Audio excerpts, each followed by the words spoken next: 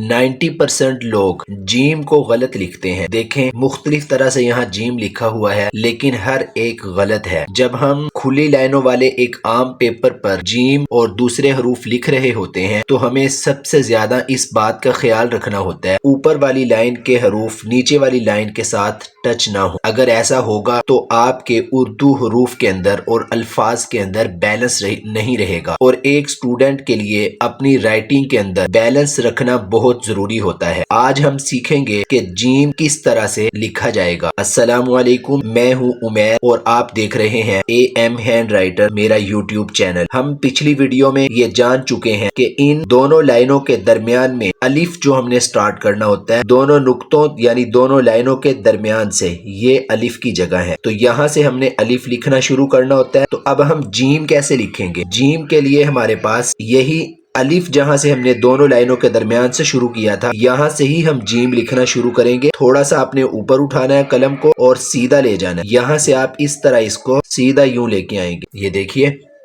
آپ نے اوپر والے اس سرے کو اور اس کو اگر ہم یہاں یوں ایک لائن لگاتے ہیں تو اس سے آگے نہیں بڑھنے دینا، اور یہ لائن سے اس کا نیچے والا حصہ یہ کرو ہے جو یہ نیچے نہیں آنا چاہیے۔ اگر یہ نیچے آئے گا تو نیچے دوسرے حروف کے ساتھ مل جائے گا۔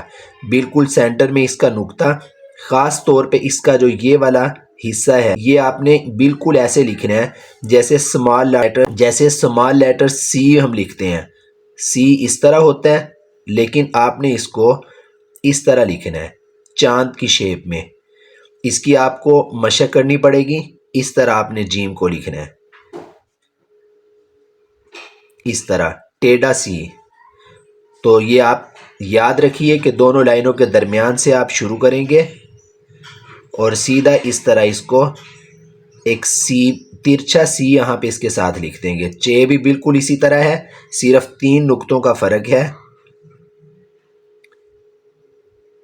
لائن کے نیچے لانے سے دوسرے حروف کے ساتھ خطاطی میں ہم جیم کو، جیم چے ہے کو لائن سے نیچے مکمل کرتے ہیں، جبکہ ہم خوش خطی میں ایسا نہیں کر سکتے کیونکہ ایسا کرنے سے ہماری رائٹنگ کے اندر بیلنس نہیں رہے گا، اور سٹوڈنٹ کے لیے اپنی رائٹنگ میں بیلنس رکھنا بہت ضروری ہے۔